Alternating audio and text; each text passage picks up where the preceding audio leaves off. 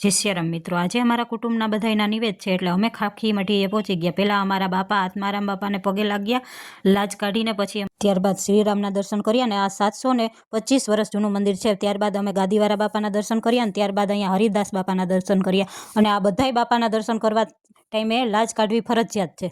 ત્યારબાદ મારા જેઠાણીએ ખીર બનાવવાની ચાલુ કરી દીધી છે અને એક બાજુ બીજા જેઠાણી શાક સુધારે છે અને બીજી બાજુ અમારે ખીરમાં દૂધ નાખ્યું, મેં દૂધમાં ખાંડ નાખી।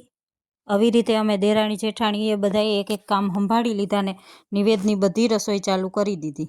ભાભીએ સુખડી બનાવવાની ચાલુ કરી ને મેં ખીરમાં કાજુ બદામ નાખી દીધા। સુખડીને બરાબર શેકીને બનાવી નાખી। સુખડી બનીને તૈયાર થઈ ગઈ ને પછી અમે બધાએ શાક વઘારી નાખ્યું। ત્યારબાદ અમારા મોટા જેઠાણી બધાય છે ને સરગવાના પાન તોડે છે જો ભજીયા માટે, અને બીજા એક જેઠાણી લોટ બાંધે છે। આવી રીતે અમે કુટુંબની બધી દેરાણી જેઠાણી હતોહત કામ કરવા માંડી એટલે ફટાફટ નિવેદનું કામ થઈ જાય। પછી મેં પૂરી તરી, ત્યારબાદ ચટણી બનાવી ને પછી કરી ભજીયાની તૈયારી। ભાભી ગરમા ગરમ ભજીયા ઉતારે ને મેં કરી ભગવાનની થાળી બધાયને નિવેદ જોવારવાની।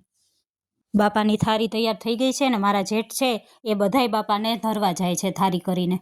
એ લોકો બાપાના નિવેદ જુવારીને આવ્યા એટલે બધાય કુટુંબના ભાઈઓને જમવા બેસાડી દીધા અમે। ત્યારબાદ મનોજને એ જમવા બેસી ગયા અને મમ્મીને દેરાણી જેઠાણી એ બધાય બેસી ગયા જમવા, અને છેલ્લે આવ્યો અમારો વારો એટલે અમે પણ જમવા બેસી ગયા।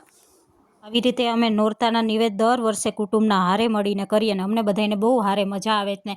તમને આ વિડીયો પસંદ આવ્યો હોય તો લાઇક, શેર, સબસ્ક્રાઈબ ને છેલ્લે વાસણ બાકી હતા એ પણ અમે પતાવી નાખ્યા ને હવે સૂકવી દીધા।